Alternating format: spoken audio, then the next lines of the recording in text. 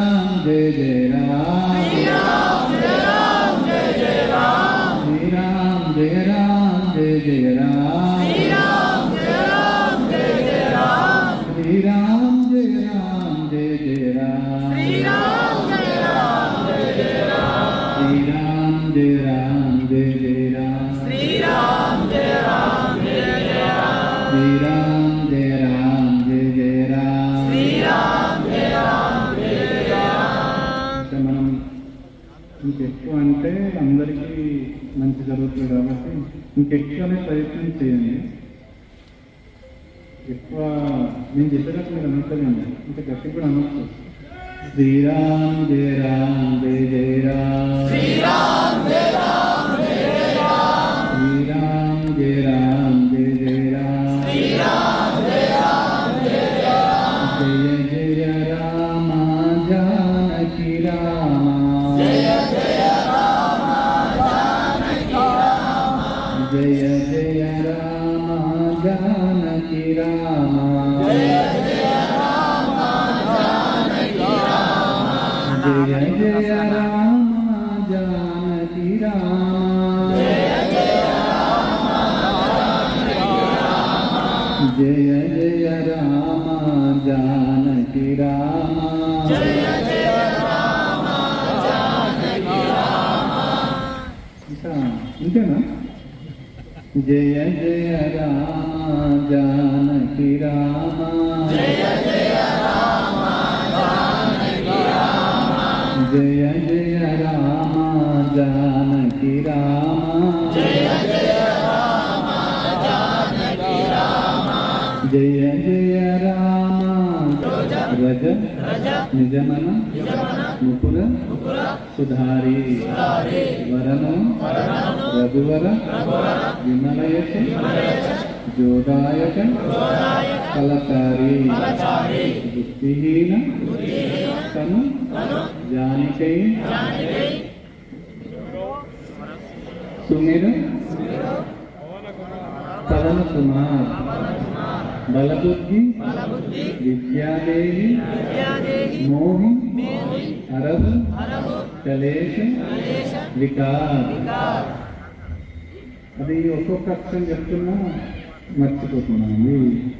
మీరు నాకు రాదనుకోకండి, నేను రోజు చదువుతాను. జయ హనుమాన జ్ఞానగుణ సాగర. హనుమంతుని గురించి చేసే ప్రతిదీ కూడా బలంగా మనం అనాలి. మనం బలంగా అన్నప్పుడే హనుమంతుడికి అది అర్థమవుతుంది. మనం చెప్పేది సంస్కృతం కదా, తెలుగు కాదు కదా. సంస్కృత భాష అంటే దేవతలకు చాలా ఇష్టమైన భాష. అందుకని మీరు చదివేటప్పుడు మనస్సును మీ దగ్గరనే ఉంచుకొని, మీ దగ్గర ఏదైతే పోల్చుకుంటే వాటిని పక్కకు పెట్టేసి ప్రశాంతంగా హనుమంతుని గురించి మాత్రం స్థిరంగా మనసులో ధ్యానిస్తూ ఈ హనుమాన్ చాలీసా చేశాను. 5 నిమిషాల్లో అయిపోతుంది. జయ హనుమాన ధ్యానం పెంచిందమ్మా.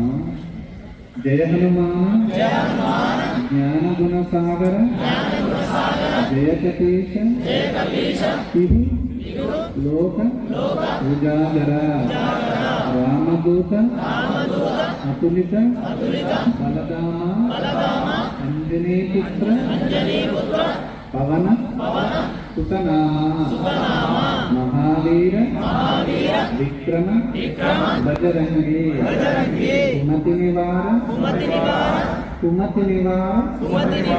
కుమతి కేశంగి కాంచనవరణ విరాజ సువేశ ఆనన కుండల కుంచిత కేశ ఆతవజ్ర ఔద్వజ విరాజే కాంతే ముంజ జనేవు సాజే శంకర సువన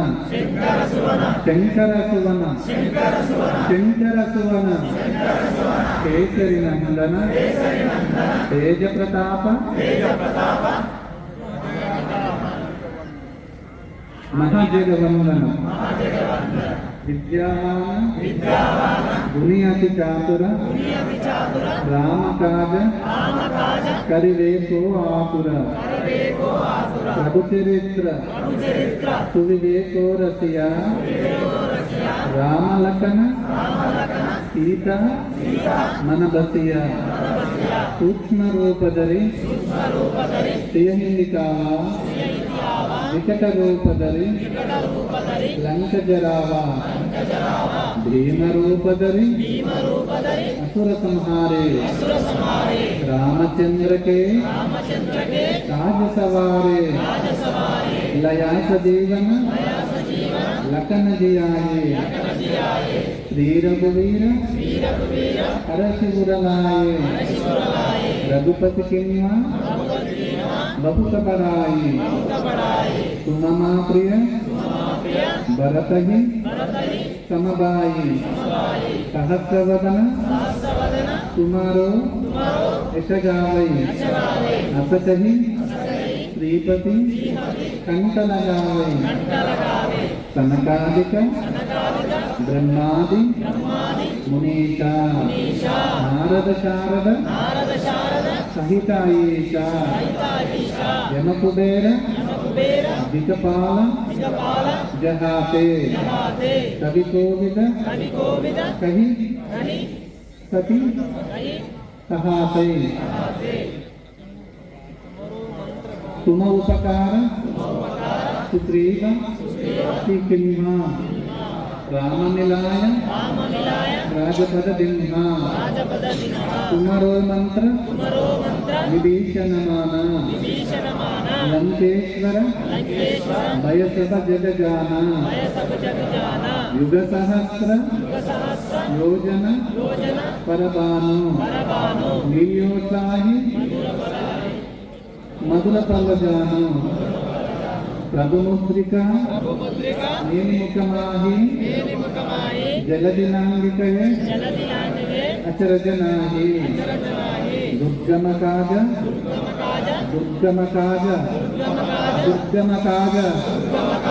జగతకే దేశే సుగమానుగ్రహ తుమరే తేతే రామ దులారే तुमरकवारे भूतनाज्ञा बिनु पैसारे सबासु कलहे तुमरे शरणा तुमरक्षक कहतो डरना आपन तेज संहारो वापै तीनों लोक अंकते कांपै भूत पिशाच निकट नहीं आवै महावीर जपनाम सुनावै नासै रोग हरै सब पीरा जपत निरंतर हनुमत वीरा जय जय जय संकट संकटते हनुमान छुड़ावे मन क्रम वचन ज्ञान दुलावे सब पर राम तपस्वी राजा तिनके काज सकल तुम साज और मनोरथ जो कोई लावै कासु अमित जीवन फल पावै चारो युग परताप तुम्हारा कई पर सिद्ध जगत उजियारा साधु संत के तुम रखवारे असुर निकंदन राम दुलारे अष्ट सिद्धि नवनिधि के दाता असवर दीना जानकी माता राम रसायन तुम्हारे पासा सदा रघो रघुपति के दासा तुम्हारे भजन राम को पावै जन्म जन्म के दुख बिसरवे अंतकाल रघुवर पुर जाई जहाँ जन्म हरिभक्त कहाई और देवता चित्तन धरही हनुमत से सर्व सुख करही संकट हटई मिटई सब पीरा जो सुमिरई हनुमत बलवीरा जय जय जय ఇది కొంచెం जय जय जय हनुमान गोसाई कृपा करो गुरुदेव की नाई అన్నా ఇది మస్తు చెప్పాలి హనుమంతుడు తొందరగా వస్తారు ఇక్కడికి జై జై జై హనుమాన్ గోసాయి कृपा करो गुरुदेव की नाई అది మనకి ఏం అవసరం లేదు హనుమంతుడు మన తోడు ఉంటే అవన్నీ మనకు వచ్చేస్తాయి కాకపోతే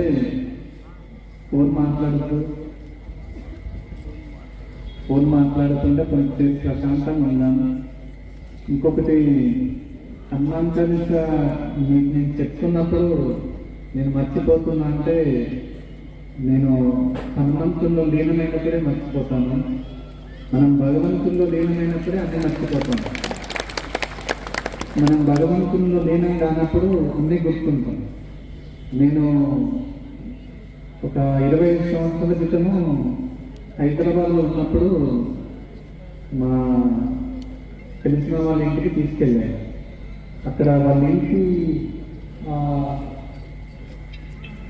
స్టవ్ పక్కకే వాళ్ళకు హనుమంతుడి చిత్రపటం ఉంది హనుమంతుని చూస్తూ హనుమంతుల్లో మమేకమైన ఆ ఇంట్లో వాళ్ళు వండిన పదార్థాలన్నీ మాడిపోతున్నా గొప్ప చెప్పి వెళ్ళిపోయారు వాళ్ళు చూసుకున్నానా అని చెప్పింది నేను చూసుకోకుండా హనుమంతుల్లో లీనమైపోయాను వచ్చేవరకు అది మారిపోయింది. వాళ్ళు 2 మాటలు అన్నారు. ఆ మాటలు నేను ఇంకా బలంగా తీసుకున్నాను. హనుమంతుని చూడాలనే తాపత్రయం జరిగింది. హనుమంతుని చూడాలనే తాపత్రయంతో హనుమాన్ చాలీసా నేను ఎక్కడున్నా చదవటం. అంటే మన హనుమంతుడి బుక్లో మార్పు స్తోత్రం అని ఉంటుంది ఒకటి. ఆ మార్పు స్తోత్రం రోజు కొన్ని 100 సార్లు చదువుతున్నాను. నేను రోజుకు ఒక 16-17 గంటలు అది చేస్తుంటుంది. చేసినప్పుడు మా నాన్నగారు వచ్చి, నీవు పని చేసుకోవాలా, ఇది ఒక్క పూజ పట్టుకొని పూజలు చేస్తూ దేవుని స్మరిస్తూ కూర్చుంటే నువ్వు ఎట్లా పైకి రాగలుగుతావు అంటే, నాన్న నేను నీ కడుపున పుట్టింది లోక కళ్యాణం చేయడానికి, అంతేగాని నా స్వార్థమంటూ ఏం లేదు నాన్న అని చెప్పి. అట్లా కాదు, నువ్వు వెళ్ళి జాబ్ చేయాలని. ఒకసారి నేను పూజా మందిరంలో కూర్చొని గంటలు కూర్చున్నప్పుడు నాన్నగారు కోపానికి వచ్చి ఒక స్టూల్ తీసుకొచ్చి చూసుకుని కొట్టింది. ఆ స్టూల్ ఇరిగిన స్టూల్ ఇప్పటికీ నా దగ్గర అట్లాగే ఉంచుతాను. ఎందుకంటే నాన్న కొట్టడంలో ఉన్నంత అద్భుతం నీకు ఎక్కడ ఉండదేమో కదా. అందుకనే నాన్న దెబ్బ కొట్టిన తర్వాత కూడా మరి నేను ఏం చేయాలి నాన్న అంటే, స్కూల్ చెప్పటం నేర్చుకో అని చెప్పింది. ఆ పక్క గ్రామాల్లోకి అప్పుడు ఎంత 300 కదా స్కూల్కి. నేను వెళ్ళి రావటం, మొదటి నెల 300 తీసుకొచ్చి ఒక గడియారం కనిపించిన నాన్నకి. ఎందుకురా ఈ గడియారం, మన టైం ఎక్కడి నుంచి బాగుంటుందని చెప్పడానికి నాన్న అని చెప్పాను. నాన్నన్నారు, నీ మొత్తం అట్లా ఏముండదు, మన టైం బాగుంటుంది, నేను ఉన్నా కదా, నువ్వు మంచిగా అట్లాగే చెప్పడం నేర్చుకోను. 2 నెలలు వెళ్ళాను. 2 నెలలు వెళ్ళొచ్చి ఆ 300తో చిన్న ఫ్యాన్ తీసుకొని వచ్చాను. ఫ్యాన్ తీసుకొచ్చి ఇంట్లో పెట్టి చేయించాను. నాన్న వచ్చిన తర్వాత ఒకసారి అట్లా పైకి చేసి, ఈ ఫ్యాన్ ఎవరు తీసుకొచ్చారు అంటే, మనవాడు తీసుకొచ్చారు. నాన్న పిలిచింది. నాన్న ముందర నేను మాట్లాడేంత ధైర్యం నాకు ఎప్పుడూ లేచింది. తీసుకొచ్చారంటే, నాన్న నేనే తీసుకొచ్చినాను. ఎందుకు తీసుకొచ్చినావు? మొదటి ఒక కారణం చెప్పినావు కదా మొదటి నెల, 2వ కారణం చెప్పు అంటే, ఇప్పటి నుంచి మన గాలి నడుస్తుంది నాన్న ఇది అని చెప్పింది. అంటే నాన్న అప్పుడు నన్ను దగ్గర తీసుకొని, జీవితంలో నాన్న నన్ను 2 సార్లు దగ్గర తీసుకున్నాను. ఆ 2 మాటలకే. ఒకసారి ఆ గాలి నడుస్తుంది అంటే, నాన్న ఏం చెప్పాలో తెలియక నవ్వుతో నన్ను దగ్గర తీసుకుని, నేను పుట్టిన తర్వాత ఏ దగ్గరికి అమ్మగారు పోయింది కాబట్టి నాన్న నా మీద కోపంతో ఉన్నట్టు అనిపించింది. ఎందుకంటే నేను పుట్టడికి అన్నం పంపించాను కదా. కానీ కాలానుగుణంగా నాన్న మారటం జరిగింది. నాన్న నా దగ్గరికి రావటం, నాతో మాట్లాడటం, అప్పుడప్పుడు దైవం గురించి మాట్లాడటం, చెప్పడం జరిగింది. అయితే ఒకసారి నాకు గాయత్రి అంటే ఎక్కువ ఇష్టం. గాయత్రి ఉపాసన చేయాలి, అందరూ గాయత్రి యజ్ఞోపవీతం, బ్రాహ్మణులలో ఏముంటుంది, యజ్ఞోపవీతం వేసుకుంటేనే గాయత్రిని పఠించాలని ఒక నియమం ఉంటుంది. అన్ని ఉపదేశిస్తేనే గాయత్రి చేయాలి. నాన్నకు ఒకసారి చెప్పిన, నాన్న నేను గాయత్రి యజ్ఞోపవీతం వేసుకోవాలనుకుంటున్నా అని చెప్పి. అప్పుడు నాన్నగారు అన్నారు, ఇప్పుడు ఎందుకయ్యా నీకు ఇవన్నీ అని. నాన్నగారు అంటే, ఇవన్నీ ఇప్పుడు అయిపోయినా తర్వాత నేను ఏందో తెలుస్తుంది అందరికీ అని చెప్పి. మళ్ళీ నాన్న సంతోషించి అన్నీ ఏర్పాట్లు చేసింది. గాయత్రి యజ్ఞోపవీతం వేయాలి. ఆ రోజు ఇట్లాగే అందరం కూర్చున్నాం. నాన్న కూడా వచ్చి కూర్చొని దానికి సంబంధించిన కార్యక్రమాలు, హోమ కార్యక్రమం ఉంటుంది, గాయత్రి చేయాలంటే, వేయాలి అంటే, అవన్నీ జరుగుతున్నప్పుడు ఒక కుంభ దృష్టి పడ్డారు. ఆ సమయంలోనే యజ్ఞోపవీతం నాన్న లేవకుండా ఆ వర్షంలోనే యజ్ఞోపవీతం వేసేది. గాయత్రి చేయడం ఎందుకు అంటే, మనలో ఉన్న దుర్గుణాలను తీసివేస్తుంది అమ్మవారు. నేను రోజు త్రికాల సంధ్యావనం చేస్తున్నాను. ఇక్కడికి వస్తున్నా, నేను పొద్దున్నే సంధ్యావనం చేసుకుని ఇక్కడికి వచ్చేసి రోజు నేను గాయత్రి తప్పకుండా చేసుకుంటాను. ఎన్ని వర్షాలు పడినా, ఎన్ని పిడుగులు పడినా. ఎందుకు నేను చేసుకుంటా అంటే, మీరు కూడా అది అలవాటు చేసుకోండి. దేవుణ్ణి స్మరించితే మనం అలవాటు చేసుకుంటే మనకు మంచి జరుగుతుంది. నేను రోజు అమ్మవారిని రోజు బాలాకు చేసుకుంటా. బాలాత్రిపుర సుందరి అంటే నాకు చాలా ఇష్టం. బాలాత్రిపుర సుందరికి రోజు నేను అభిషేకం చేసుకున్నప్పుడు నా ముందుకు వచ్చి హనుమంతుడు కూర్చుంటారు. రోజు జరిగే ప్రక్రియ ఇది, ఒక్క రోజులో జరిగే ప్రక్రియ కాదు. రోజు వస్తారు, రోజు కూర్చుంటారు. కొంతమంది అన్నారు, స్వామి మీరు ఏ విధంగా చేస్తారు? చాలామంది సాధన చేయడానికి వస్తూ ఉంటారు కదా, స్వామి నేను సాధన చేయాలి, స్వామి నేను ధ్యానం చేయాలి, స్వామి నేను నామస్మరణ చేయాలి. ఇవేమి అవసరం లేదు అసలు. ఇవన్నీ మీకు అవసరం లేదు. ధ్యానం ఎవరు చేయాలంటే ముసలి వాళ్ళు చేయాలి. నామస్మరణ ఎవరు చేయాలంటే ముసలి వాళ్ళు చేయాలి. మీరు ఏం చేయాలి అంటే ఒక మంచి గురువు దొరికినప్పుడు గురువు సేవ చేయాలి. గురువు సేవ అంటే పైసలతో కాదు, పైసలతో వచ్చే సేవ కాదు. గురువుని చూస్తూ బతికేయాలి, గురువుతో మాట్లాడుతూ బ్రతికేయాలి, గురువుతో నడుస్తూ బ్రతికేయాలి. మనం ఎప్పుడైతే అది చేస్తామో మనకు తెలియకుండానే గురువు ఆ జ్ఞానాన్ని మనకి ఇస్తూ ఉంటుంది. గురువు తెలియకుండా ఇస్తుంది. అందరూ అనుకుంటాం గురువు ఉపదేశం ఇవ్వాలేమో. ఈ మధ్యలో కొంతమంది అడుగుతుంది, స్వామి మీరు ఒక మంత్రదీక్ష ఇవ్వండి అంటే, ఒకవేళ మీరు నామస్మరణ చెయ్యాలి, నేను నామస్మరణ చేస్తేనే మంచిది అనుకున్నప్పుడు 2 అక్షరాలతో నామస్మరణ చేయాలి. 2 అక్షరాలు ఏదన్నా రామ, దుర్గా, బాల ఇట్లాంటి ఈ 2 అక్షరాలతో చేస్తూ మనం ఎక్కువ సార్లు వాటిని జపించగలుగుతాం. చాలామంది ఏం చేస్తారంటే చాలా అక్షరాలతో చేస్తారు, వాళ్ళు జపం చేయలేరు, దాంతో వాళ్ళ మనసు స్థిరంగా ఉండదు, ఇంట్లో గొడవలు అయితే ఉంటాయి. మనం ఎక్కువ స్మరణ ఎప్పుడైతే చేస్తామో, గురువుని చూస్తూ మనం ఎప్పుడైతే బ్రతికేస్తామో, గురువు ఎప్పుడైతే, నేను అసలు నిజంగా కూడా ఏ ఉపదేశాలు వాటికి జోలికి వెళ్ళాను. ఎందుకంటే నాకు ఆ సమయం ఉండదు, ఆ ఆలోచన ఉండదు. గురువు నుంచి వచ్చే ఏదైనా ఒక మాట ఉన్నా ఆ మాట మనల్ని, మన కుటుంబాన్ని, మన వంశాన్ని, మన తరాన్ని కాపాడుతూ ఉంటుంది. అందుకనే గురువుని కాపాడుతూ నేర్చుకోవాలి. అంతేగాని కొంతమంది అంటారు, నన్ను ఈ మధ్యలో ఒకరు అన్నారు, నేను ఈ మధ్యలో నాకు సమయం దొరకక చాలా రోజులైంది. నేను నిన్నగాక మొన్న కర్ణాటక వెళ్ళొచ్చాను. కర్ణాటక వెళ్ళి వచ్చేటప్పుడే మా పిల్లోడికి ఫోన్ చేశారు. ఒక ఆమె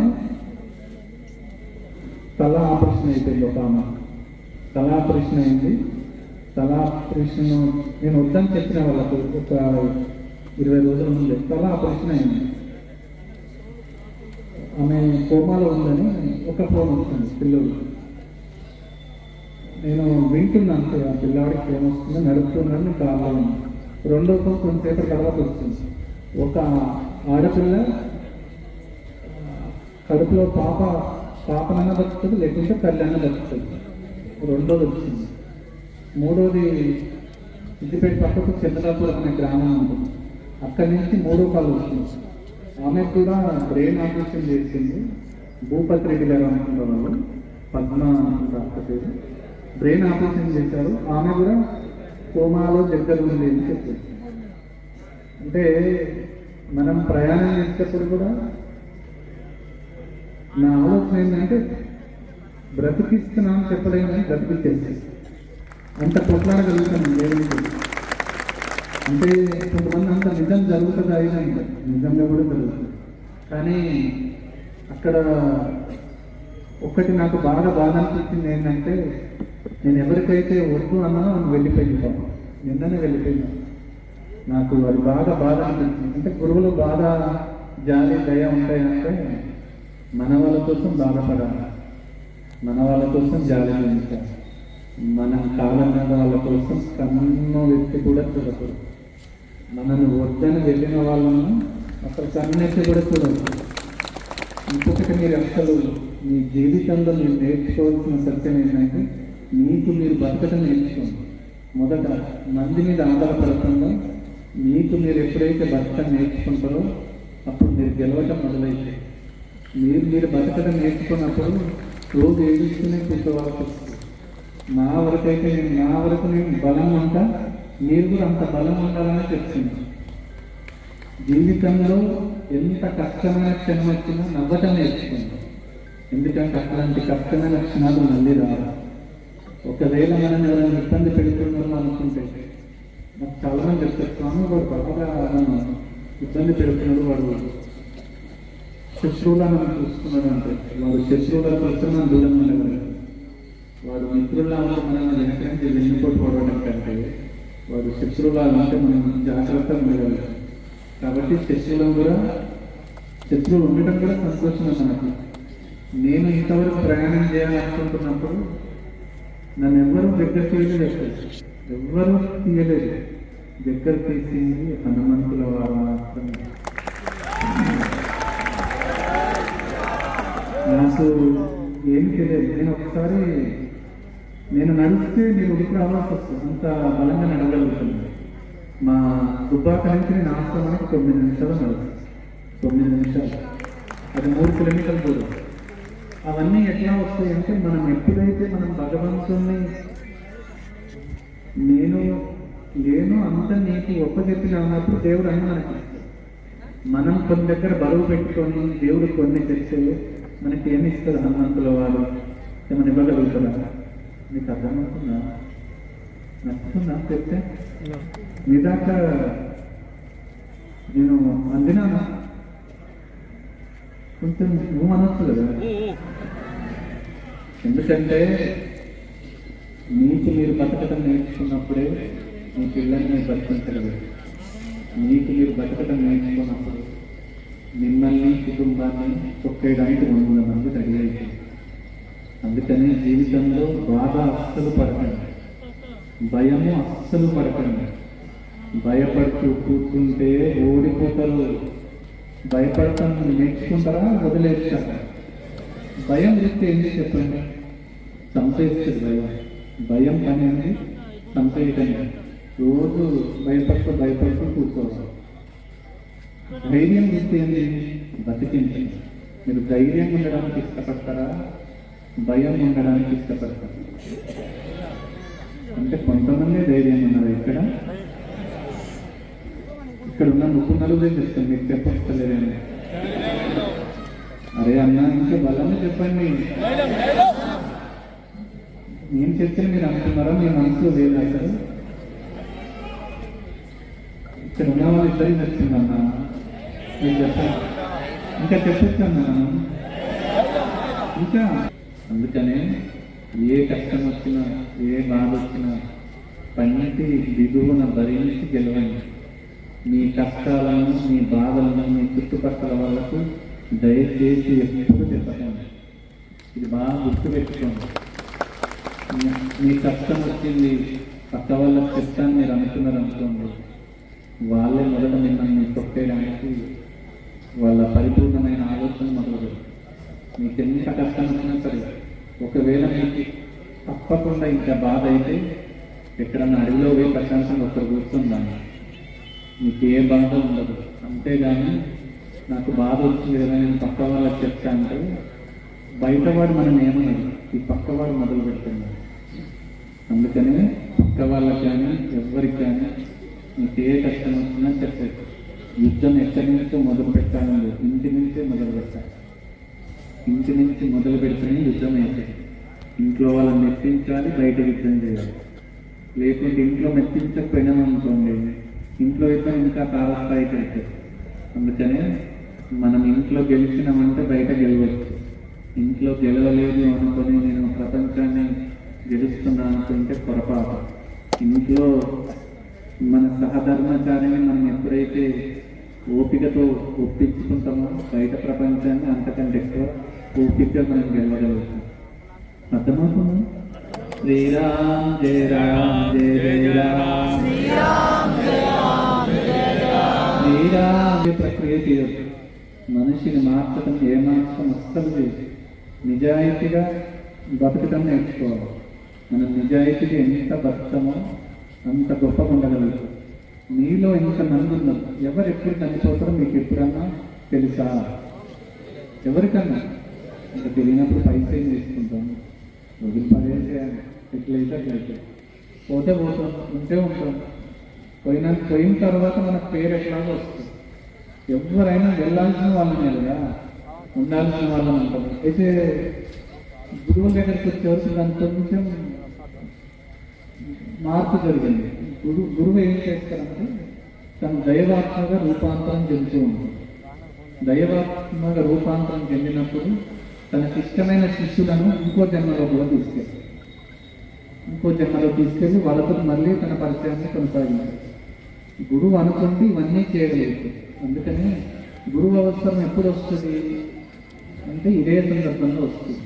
ఇంకొకటి కూడా మనం జరిగిన, క్షమించండి మీకు ఎక్కువ మాట్లాడుతున్నానని మీరు అన్నేదా భావించకండి. నాకు ఇష్టమైన వ్యక్తి, నాకు మిమ్మల్ని కలవడానికి ఈ కాన్వాయ్లో ఎవరైతే అందరినీ పిలవడానికి ఇష్టమైన వ్యక్తి పాపం నన్న వారు కూడా స్వర్గస్థులైంది. నేను భాస్కరంగా కూడా అదే చెప్పిన, నా జీవితంలో కన్నీరు కార్చిన మొదటి క్షణం అది ఒక్కటే. ఎందుకంటే ఆయనకు పాపం పిల్లలు నేనే కొడుకుడు భావించింది, నన్నే కొడుకుడు భావించి నన్నే ప్రేమగా చూసుకుంటుండు. కానీ ఒక 3 నెలల క్రితమే చెప్పిన, నువ్వు ఆ ఇంట్లో నుంచి వెళ్ళిపో నాన్న, ఇంట్లో నుంచి వెళ్ళిపోనా అని చెప్పిన. మారుస్తున్న తెలియకుండా చనిపోయింది. అది నా జీవితంలో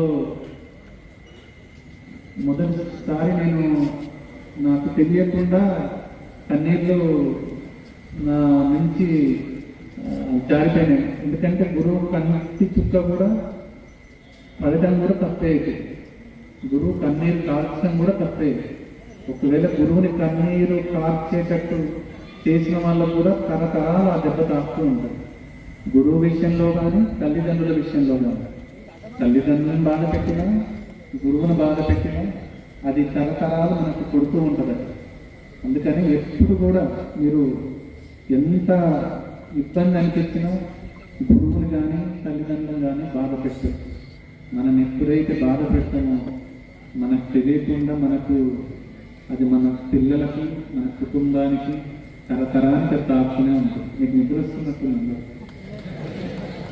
నేను చెప్పింది తప్పైతే కాదు కదా. శ్రీరామ్ జయ రామ్ జయ జయ రామ్, శ్రీరామ్ జయ రామ్ జయ జయ రామ్, శ్రీరామ్. శబరిమాత నన్ను ఒకసారి పిలిచింది. శబరిమాత ఎప్పుడు అంటుంది, అసలు ఎంత అద్భుతం శబరిమాత. మన ఇంత దగ్గర ప్రాంతంలో శబరిమాత అద్భుతం. అద్భుతం అంటే అద్భుతం.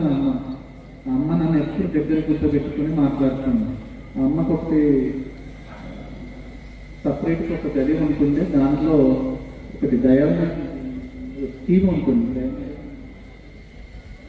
అప్పుడు పాతకాలం టీవీ కదా, చెక్కలు మూసి ఉంటుంది. ఆ చెక్కలు తీసి డైనర్ టీవీ, ఆ టీవీ ముందర అమ్మ కూర్చొని నాన్న సినిమా చూద్దాం అనుకున్నప్పుడు ఏడుకొండల మహత్యం సినిమా అమ్మవారు శబరమ్మ అని 10 సార్లు నాతో కూర్చొని నువ్వు కూడా చూడన్నానని చెప్తుంది. ఆ గదిలోకి ఎవరు కానీ మగవాళ్ళకు ప్రవేశం లేదు. నేను చిన్న పిల్లల్లా ఉంటుంది కదా, ఎందుకు నా మీద ఎక్కువ ప్రేమ ఉంటుంది. ఆ ప్రేమ ఏమైందంటే అమ్మ సమాధి అయింది. సమాధి అయిన తర్వాత మంది ఎవరు రాలేదు అసలు. ఆ చివరి క్షణాలలో జనం ఎవరు రాలేదు. నాకు అసలు చాలా బాగా అనిపించింది. అమ్మ ఒక మాట అన్నది ఆ కాలం ఉన్నప్పుడు, నాన్న మా వాళ్ళను పెళ్లి చేసుకుంటావా అన్నది. నాకు అప్పుడు అర్థం కాదు. ఆ చిన్నపిల్లలు మీరు ఏదంటే అదే అని చెప్తున్నాను. అంటే గురువు మాట తప్పదు అనడానికి అదొక నిదర్శనం. అది అయిపోయింది. అయిపోయిన తర్వాత ఆ సమాధి అయినప్పుడు అమ్మవారిని బయట కూర్చోబెట్టి ఊరేగింపు జరుగుతుంది. అమ్మవారిని కూర్చోబెట్టి ఆ తాడువాయి గ్రామంలో ఊరేగింపు జరుగుతుంది. అప్పుడు పెద్ద ఆయన నేను చూసింది. అప్పుడు పెద్ద ఆయన అమ్మవారి సమాధి అయ్యే వరకు కూడా వారు అక్కడ ఉండి ఆ కార్యక్రమం ఊళ్ళో మొత్తం నడిచారు. వారు కూడా ఆ ఊళ్ళో మొత్తం నాన్నగారు నడిచి అమ్మవారి సమాధి అయ్యేదాకా ఉండి, అప్పుడు ఆ కాన్స్టెన్సీ మనకే ఉండేది. మీరు కూడా వచ్చారు. వారు వచ్చి అంతా చూసుకొని వారు వెళ్ళిపోయారు. అప్పుడు మొదటిసారి వారిని చూడటం జరిగింది. తర్వాత అనుకోకుండా ఇక్కడికి రావటం, ఇక్కడి వాళ్ళు అక్కడికి రావటం, ఇక్కడ భాస్కరన్న గురించి చెప్పడం, భాస్కరన్న టైం ఇవ్వడం, మాట్లాడడం, కేర్ చేయడం అని చెప్పింది. కానీ నేను కలిసిన ఇన్ని రోజులలో కూడా నాకంటే తనే నన్ను ఎక్కువ ప్రేమిస్తారేమో అని చెప్పింది. ఎందుకంటే ప్రేమించడం నేర్చుకుంటే ప్రేమ తెలుస్తుంది. ప్రేమించడం నేర్చుకున్నప్పుడు ఎవరి ప్రేమ ఎవరికి తెలియదు కదా. మనం కోపంతో పోతే అందరు కోపంగానే కనబడతారు ఎవరైనా, మనం ప్రేమతో పోయినప్పుడు అందరూ ప్రేమతో కనబడతారు, మనం ద్వేషంతో పోయినప్పుడు అందరూ ద్వేషంతోనే కనబడతారు, మనం మంచిగా అయినప్పుడు మనకంటే మంచి వాళ్ళు ముందు వస్తారు. అందుకనే మన దగ్గర ప్రేమ ఉంచుకోవాలి. ప్రేమ ఉంచుకుంటే మనం ఏదైనా చేయొచ్చు. అందుకనే మీకు నేను ఎప్పుడు చెప్పేది ఏంటంటే, మనం ఎప్పుడు పోయినా సరే మన దగ్గర ప్రేమని జాగ్రత్తగా దాచిపెట్టుకోవాలి. ఎవరు అడిగితే వాళ్ళకి ప్రేమని పైస వస్తుంది పోతుంది, పైసను దాన్ని పక్కకు వదిలిపెట్టండి. పైసను పట్టుకుంటే మనం కొట్టేసి పైస అందరికీ బానిస అయితే పైస వదిలిపెట్టండి. ఈ మధ్యలో గొప్ప ఏంటంటే, నేను ఇంతకుముందు ఎవరింటికి వెళ్ళకపోయేవాడిని.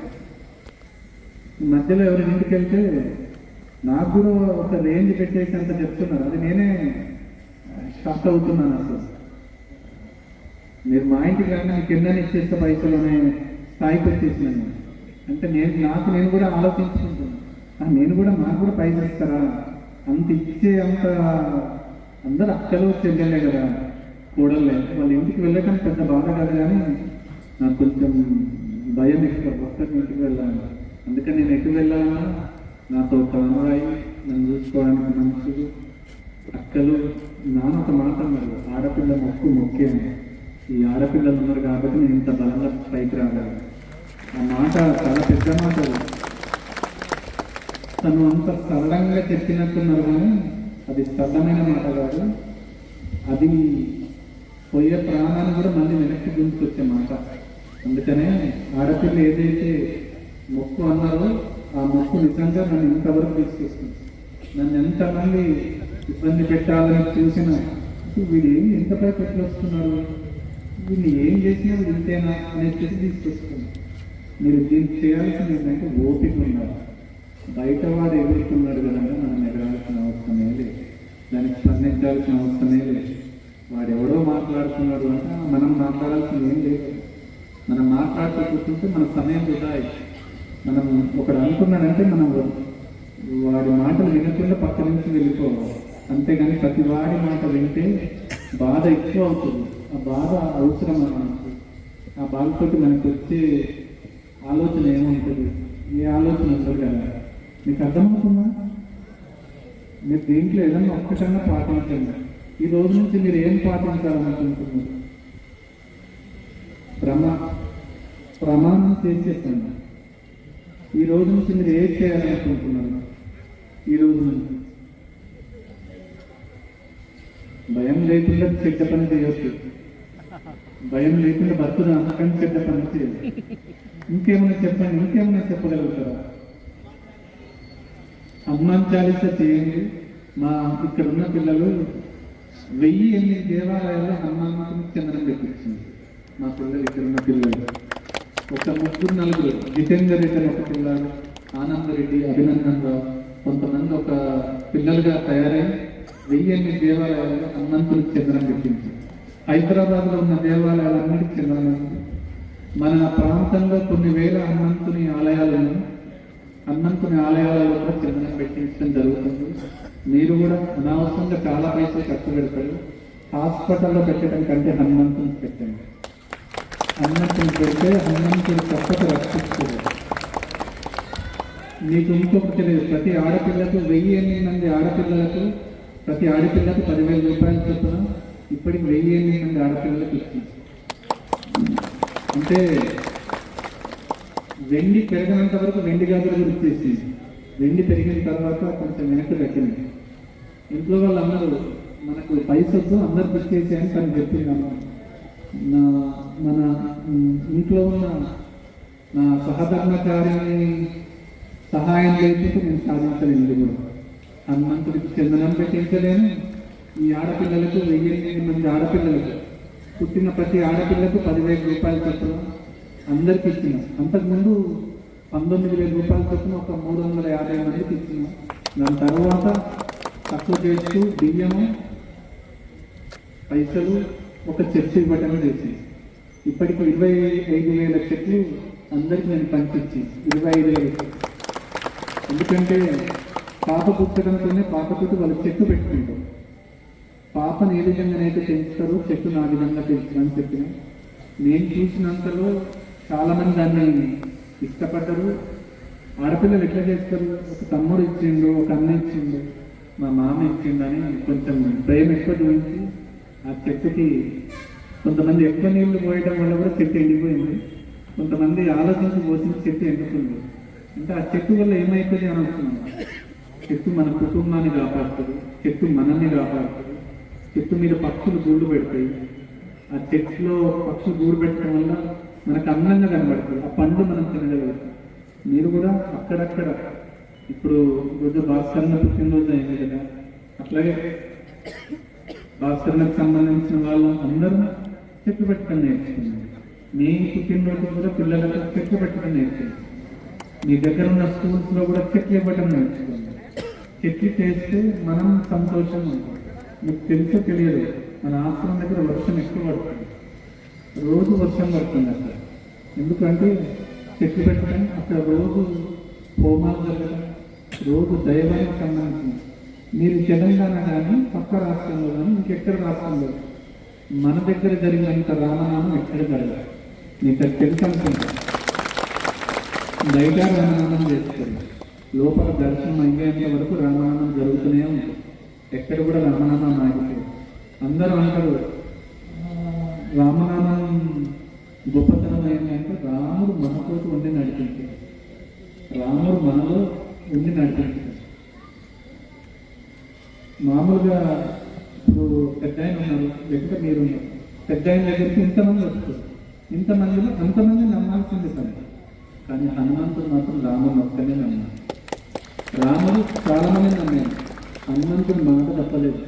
రాముడిని నమ్మింది, రాముడి కుటుంబాన్ని కాపాడింది. రాముడిని బాధలో ఉన్నప్పుడు రాముడికి ధైర్యం చెప్పింది. రాముడు మనకేం నేర్పించింది? తమ్ముడితో మంచిగా ఉండాలి, తమ్ముడు అన్నతో మంచిగా ఉండాలి. సీతమ్మవారు ఏం నేర్పించింది? భక్తతో ఏ విధంగా ఉండాలి, భక్తను ఏ విధంగా చూసుకోవాలి. హనుమంతుల వారు ఏం నేర్పించింది? ఒక్కడే గురువై ఉండాలి, ఆ ఒక్క గురువునే నిరంతరం స్మరించాలి. ఈ జన్మకు మరు జన్మకు మరు జన్మకు ఇంకెన్ని జన్మలు ఉన్నా గురువుతో నడిచే స్థాయి, తలమ, దారి అవన్నీ దొరకాలి. అంత గొప్పగా మనం ప్రార్థించాలి. అంత గొప్పగా ప్రార్థించినప్పుడే మనం గురువుకు దగ్గర అవ్వగలుగుతాం. చాలా మంది అడుగుతారు, మీకు దగ్గరికి రావాలంటే ఏం చేయాలి? మిమ్మల్ని మీరు ముట్టుకోకుండా దూరం ఉంటే ఎట్లా అని అడుగుతుంది. మీరు ఆశ్రమం గేట్ దగ్గరికి వచ్చినప్పుడే నా వల్ల అయిపోయాయి. మీరు ఆశ్రమం గేటుని దాటినప్పుడే నా వాళ్ళు. ఎప్పుడైతే గేట్ లోపలికి వస్తారో అంతా నాదే. మీరు గేట్ బయటకు వెళ్ళిన తర్వాత కూడా అప్పుడు నేను తీసుకోగలను. ఈ మధ్యలో చాలామంది వస్తూ ఉంటారు, స్వామి సమయం ఇవ్వట్లేదు, మాట్లాడట్లేదు, ఒక్క క్షణమే ఇస్తున్నారు, ఒక్క క్షణం కూడా మాట్లాడట్లేదు అంటే మీ రిపోర్ట్స్ అని నా దగ్గర ఉన్న తర్వాత నేను మాట్లాడాల్సిన అవసరం లేదు. నా చూపు చాలు కదా, పెద్ద అన్నారు కదా, చూపు ఉండాలి. ఆ చూపు చాలు. నేను దస్తి అయిపోయింది అంటే అలసిపోతున్నాను. 100 మందితో మాట్లాడలేదు, కానీ 1000 మందితో మాట్లాడలేను కదా. 1000 మందితో మాట్లాడాలంటే చాలా కష్టం అయిపోతుంది. మీకు నేను ఎట్లా చెప్పాలో నాకు అర్థం కాదు. కొంతమంది స్వామి మీరు నాకు సమయం ఇవ్వట్లేదు, మీరు సమయం ఇవ్వట్లేదు మీరు అనుకుంటున్నారు. నా సమయం మొత్తం నీకే. అసలు నాకు అసలు దేనికి ఆశ లేదు, దేని మీద ఆశ లేదు, దేని గురించి ఆశ లేదు, దేని గురించి నిజంగా నేను నమ్మను. మీకోసం బతకడానికే వచ్చాను. ఇప్పుడు వెళ్ళండి అంటే ఇప్పుడు వెళ్తాను. అంత నాకు పెద్ద ఆశలు, ఆశయాలు, సంపాదనలు సంపాదించుకోవటాలు ఏం లేదు. నేను కొంతమంది అన్నారు, మామూలుగా ఎక్కడ బోర్డు అవుతారు. కొంతమంది అన్నారు, స్వామి కారే 2 కోట్లు ఉంటుంది కదా. ఆ కారు నాది కాదు అసలు. మీరు నాకు ఒకరు ఇచ్చింది అది. మీరు స్వామి, మీరు నా గురువు కాదు, మీకు ఆ స్థాయి ఉండాలి అని చెప్పి ఒక కుటుంబం నాకు తీసుకొచ్చి ఇచ్చిన కాదు, అది నాది కాదు. నేను వేసుకున్న చొక్కా కూడా నేను నాది కాదు. నేను అంతా లోపల ఉంటాను, దగ్గర ఎవరికి ఉండదు, దూరంగా ఉంటాను.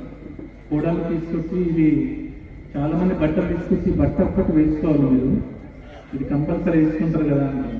కొంతమంది స్వీట్లు తీసుకొస్తారు, ఈ స్వీట్ మీరు తినాలి.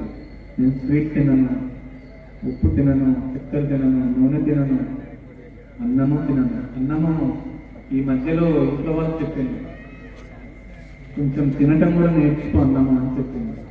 ఎందుకంటే తల్లి తర్వాత తల్లి సహధర్మచారిణి, ఆ అమ్మ మాట కూడా మనం వినాలి కాబట్టి ఆ కొంచెం అన్నమన్నా తింటున్నాం. ఈ మధ్యలో జనం ఎక్కువ అవుతున్నారు కదా, జనాన్ని కాపాడాలి, జగాన్ని ఏలాలి, రెండు చూడాలంటే కొంచెం బలం ఉండాలి. మన వెనక కూడా కొంతమంది దిక్కులు మారిన వాళ్ళు ఉంటారు, అట్లాంటి వాళ్ళు కూడా తప్పుతూ వెళ్ళాల్సి వస్తుంది, వాళ్ళ నోరు మూయించాల్సి వస్తుంది, మన కన్ను సైగతని వాళ్ళను పక్కకు జరపాల్సి వస్తుంది. నా ఒక్కరి కోసం కాదు, చాలా మంది వచ్చి అంటారు కదా, స్వామి నన్ను కాపాడవచ్చు కదా, తప్పక కాపాడుతాం, మీకోసమే నాకు అన్ని నేర్పించి ఇచ్చారు. మిమ్మల్ని కాపాడకుండా మిమ్మల్ని వదిలిపెట్టే అంత కాదు, మీరు నన్ను వదిలిపెట్టి ఏదో ఒక సందర్భంలో వెళ్ళిపోతుండో. గురువు అనే వ్యక్తి శిష్యుని ఎప్పుడు వదిలిపెట్టాడు, ఎప్పుడు తన మనసులో శిష్యుడికి స్థానం ఇస్తాడో ఆ శిష్యుని ఎట్టి పరిస్థితుల్లో వదిలిపెట్టాడు. ఇక్కడ సంతోష్కి ఆ స్థానం ఇచ్చింది. సంతోష్ వాళ్ళ ఇంట్లో గురు చరిత్ర పారాయణ అవన్నీ వారు చేస్తూ ఉంటారు. సంతోష్ వచ్చినప్పుడల్లా నాకు ఒక సంతోషం అనిపిస్తుంది అంతే, ఆయన సంతోషాన్ని నాకు ఇచ్చిందా అని. ఇంట్లో వాళ్ళు అంటారు, చాలాసేపు మాట్లాడతారు వచ్చిన వాళ్ళతో, సాయంత్రం కూడా ఎవరైనా మాస్టర్ వాళ్ళు వచ్చినా మాట్లాడతారు, ఇంకెవరైనా వచ్చినా మాట్లాడుతూ ఉంటారు. అసలు ఆకలి మీద లేదా అంటే ఆకలిని ఎప్పుడు చంపేసి, 2 కోపాన్ని చంపేసి, 3 వచ్చిన వాళ్ళకు వాళ్ళని బతికించుకోవాలి, నా కోసం వచ్చిన వాళ్ళు, నా అనుకున్న వాళ్ళని బతికించుకోవాలి. నేను అవన్నీ తయారు చేసుకొని అంత బలంగా వచ్చినాయి కాబట్టి మీకు ఇంత బలంగా నేను చెప్పగలుగుతున్నాను. నాకు తెలిసిన ఒక వాళ్ళు వచ్చారు, వాళ్ళు బాగా ఇబ్బందితో వచ్చింది, ఆరోగ్యమైన సమస్యతో వాళ్ళు బాగా కష్టంతో వచ్చింది, వాళ్ళ దగ్గర పైసలు లేదు. ఆయనను తీసుకొని సిద్దిపేట తీసుకుని వెళ్ళారు. సిద్దిపేటలో కూడా అక్కడ ఎవరు పట్టరు, హైదరాబాద్ తీసుకుని వెళ్ళాలి అని స్వామివారికి ఒక మాట చెప్పండి అని చెప్పింది. ఇది 4 సంవత్సరాల మాట. లేదు వచ్చేమనండి, నా దగ్గరికి వచ్చేమనండి అని చెప్పింది. వాళ్ళ ఇంట్లో వాళ్ళు వాళ్ళ కొడుకు ఒక్కడే కొడుకు, మా నాన్న చంపుతారా స్వామి అని. చూద్దాం ఎవరెక్కడ వస్తారో చూద్దాంలే, దానికి ఏముంది. వాళ్ళ నాన్నగారు వచ్చింది, ఈ 4వ సంవత్సరం, ఇప్పటికి వాళ్ళ నాన్నగారు బతికే ఉన్నారు. వాళ్ళది కుర్చీల దగ్గర మండేపల్లి గ్రామం. ఆయన పేరు దేవయ్య, ఆమె పేరు కనకవ్వ, ఆమె పేరు. వాళ్ళిద్దరు భార్యాభర్తలు ఇప్పటికే ఆశ్రమానికి సేవ చేస్తూనే ఉన్నారు. అయితే ఆమెకు మనమడు పుట్టింది. మొదటి మనమడు పుట్టిన తర్వాత ఆ చిన్నవాడికి మాటలు రాలేదు. మాటలు రాకుంటే ఎందుకో ఒకసారి ఉదయం ఆశ్రమంలో అటు ఇటు తిరుగుతున్నప్పుడు ఆ పిల్లాడు అల్లరి నిలబడ్డాడు ఆశ్రమం బయట నుంచి. ఒక 50 రూపాయలు తీసుకుందా అమ్మ దగ్గర నుంచి అని చెప్తున్నాను. 50 రూపాయలు ఇవ్వడానికి ఆమె స్వామివారు ఏమన్నారన్నా, నేను పైసలు ఇవ్వం, మా దగ్గర పైసలు ఇవ్వని చెప్పి మళ్ళీ పంపించిన. ఒక్క 50 రూపాయలు పంపించండి అని ఇవ్వలేదు. ఇప్పటికీ ఆ అబ్బాయికి మాటలు రాలేదు. ఇప్పుడు అమ్మ బాధపడుతుంది, మా అబ్బాయికి మాటలు రాలేదు కదా, నేను అప్పుడు 50 రూపాయలు ఇస్తే నీ కర్మని తీసుకుంటా కదా, నీ కర్మని ఇవ్వడానికి కూడా 50 రూపాయలకి నేను కష్టపడ్డాను. 50 రూపాయలు కష్టపడి ఇప్పుడు ఎంత బాధపడుతున్నాను. ఆ అబ్బాయికి 10-11 సంవత్సరాలు కావచ్చు. ఆ అబ్బాయికి మాటలు రాలేదు. తర్వాత ఇంకో అబ్బాయి వచ్చింది, ఆ అబ్బాయికి మాటలు రాలేదు. ఇప్పుడు పైసలు ఇస్తావా, ఇప్పుడు మొత్తం మీరు తీసుకొని స్వామి, కానీ మా చిన్నోడు కూడా మాటలు రావాలి, అవసరం లేదు. ఆ అబ్బాయికి కూడా మాటలు వచ్చినాయి, చిన్న అబ్బాయికి. పెద్ద అబ్బాయికి మాత్రం ఇంతవరకు మాటలు రాలేదు. ఆమె ఆశ్రమం దగ్గర పాపం చిన్న ముసలమ్మ ఎంత సేవ చేయాలో అంత సేవ చేసింది. కానీ నేను ఒకటే మాటతో చెప్పాను, నీ దగ్గర నుంచి నేను ఎప్పుడైతే 50 రూపాయలు అడిగినా అప్పుడు నీకు 4 సార్లు నీ దగ్గరికి పంపించింది. దేవుడు ఎప్పుడు కానీ ఒక్కసారి క్షమిస్తాడు, 2 సార్లు క్షమిస్తాడు, 3వసారి క్షమించడం అనేది దేవుడు చేయడు. అందుకనే మనం చెప్పినప్పుడు ఇంట్లో కూడా తల్లిదండ్రులు చెప్తూ ఉంటారు, నాన్న అటు వెళ్ళకు. ఇప్పుడు తెలుసా, ఇంట్లో భార్య చెప్తుంది, నువ్వు అక్కడికి వెళ్ళకు, నీకు ఆ పని జరగదని చెప్పేస్తుంది.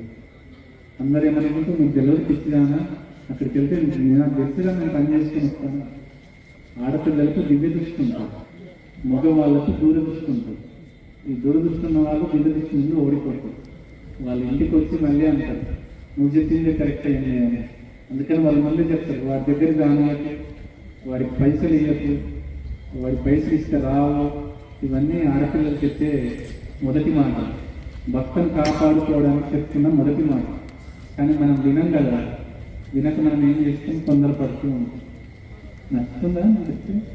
ఎందుకో చెప్పాలనిపించింది, ప్రకృతి సహకరించింది.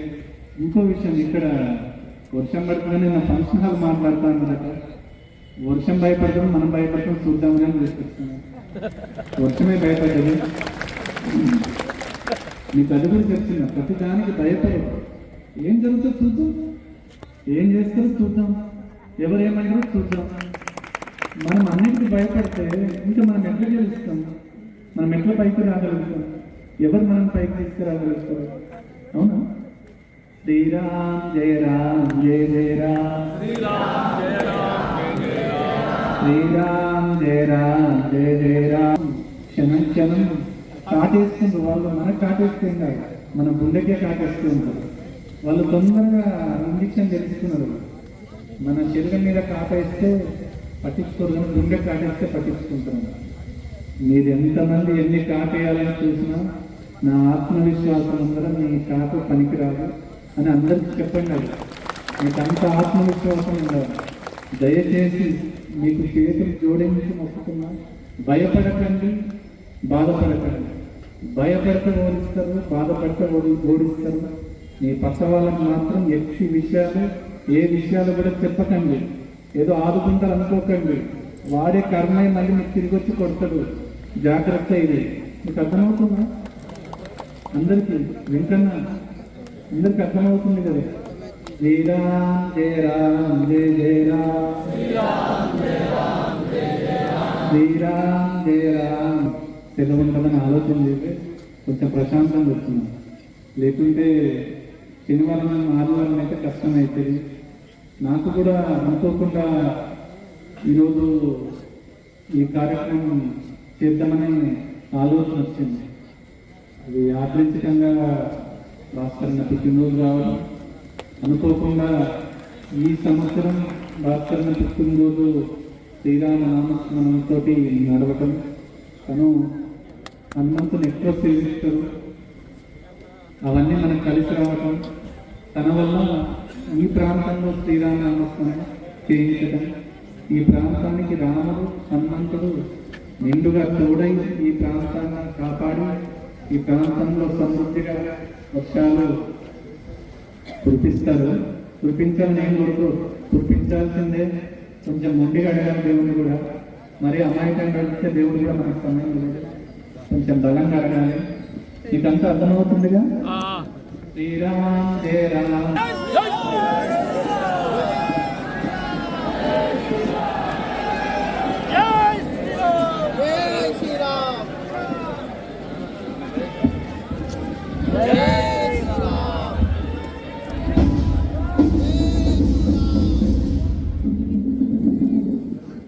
ఇప్పుడే శ్రీ ప్రతిగురు సమర్థ మహారాజు గారి ఆశీర్వచనాలు మనం పొందాం.